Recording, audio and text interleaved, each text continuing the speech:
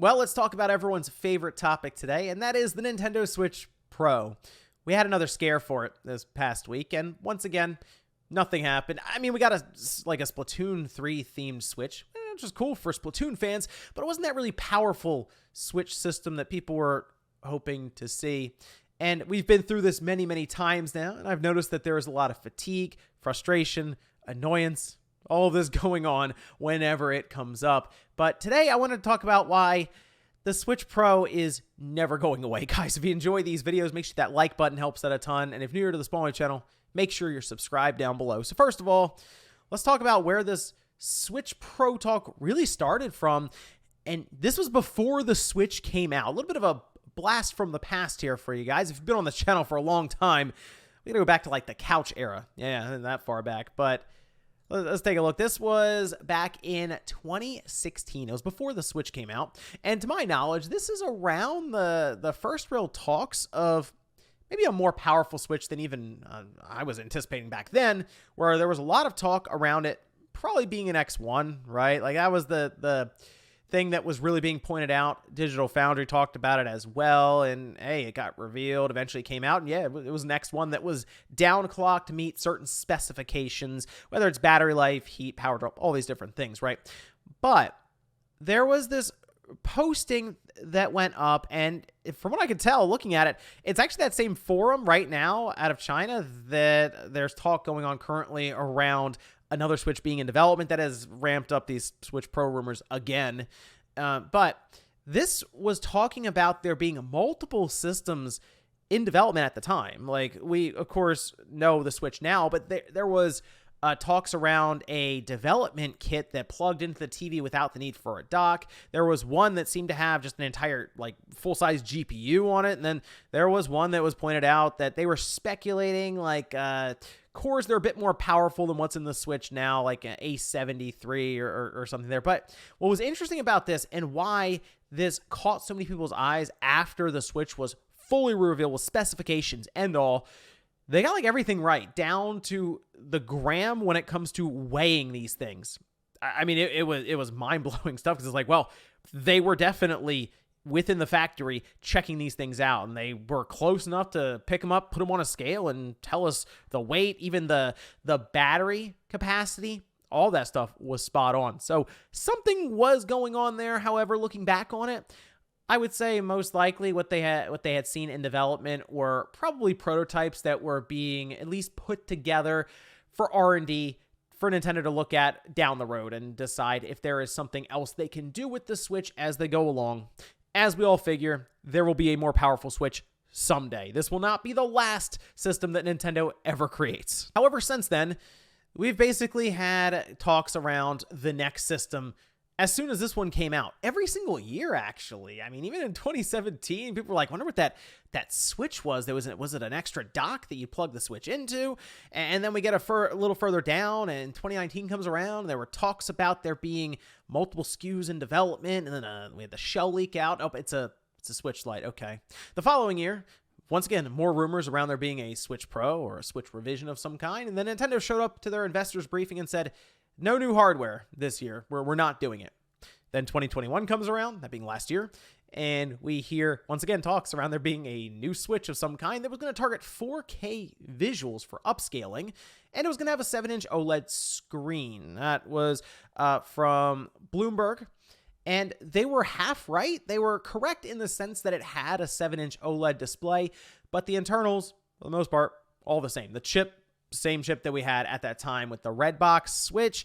And I do wonder if things had changed maybe in planning for Nintendo with the chip shortage and all that. Who knows? Maybe the Switch OLED was supposed to be a fully revised Switch with a better chipset and all of that. We'll never know. All we know right now is it's an upgrade on the handheld side with the screen and a LAN port for that new dock. But every single time that was happening, there were weeks of speculation. We even got to the point where it was imminent, and then we got the OLED display. So now we're kind of sitting here once again with the idea of there being some release for the system leading up to a September reveal. That, according to actually the same forum, like I said, that a lot of this information for the Foxconn leak came out of. That being that yeah, there is some system that is being manufactured currently with a Switch logo on the back, and they've seen it run Monster Hunter Rise at 60 FPS.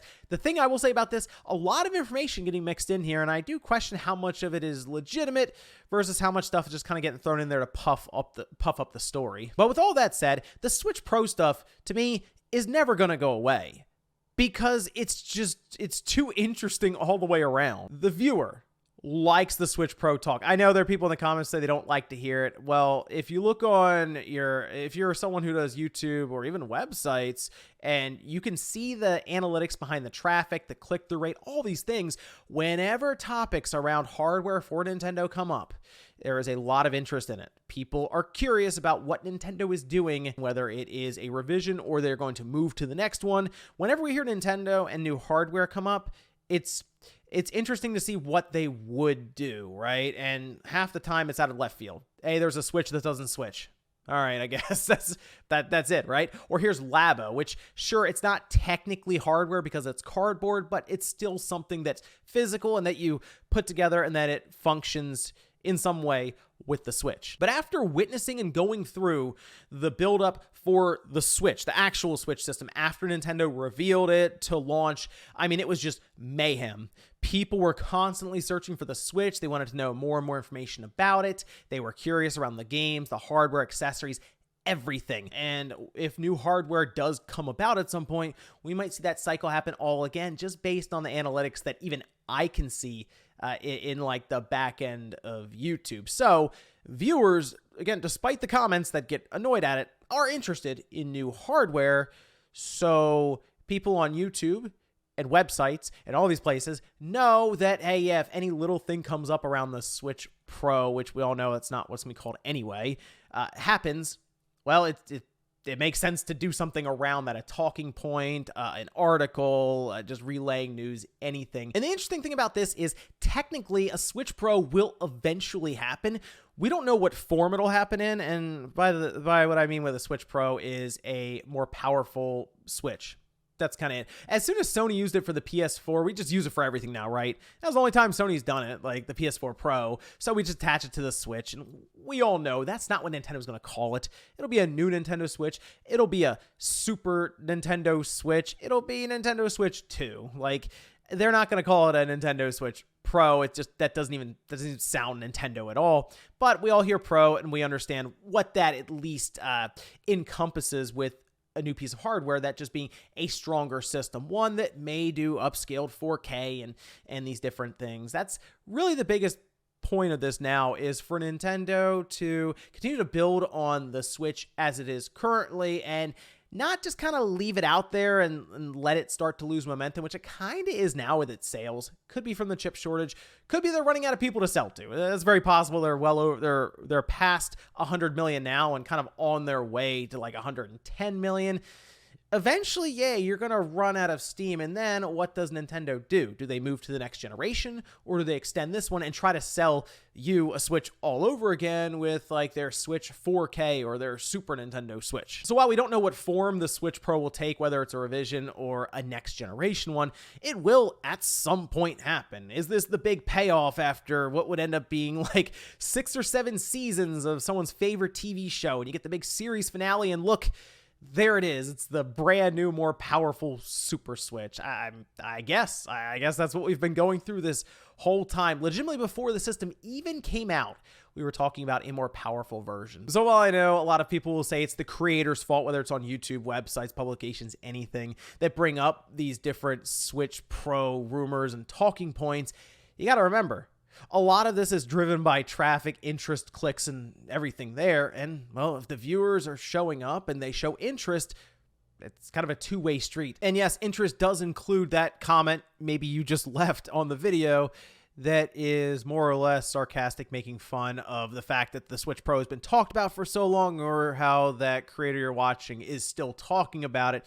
Yeah, YouTube likes those comments. They like engagement. So technically that would just then help the video spread talk around the Switch Pro, and it just ends up being this like never-ending cycle. But I'm just hoping Nintendo just does something with it at some point so we can get the piece of hardware and we can kind of move on from there. Whether it is a new generation Switch or revision, it's been something that's been talked about since before the Switch came out, and I'm ready for it to actually come out. But let me know what you guys think about all of this down below. Do you still get annoyed by the Switch Pro talk and rumors? Do you kind of treat it more like entertainment? If it happens, it happens. Or are you someone who has gotten their hopes up quite a bit in the past and just continue to get crushed by reality? Thanks, guys, for watching, and I'll see you next time.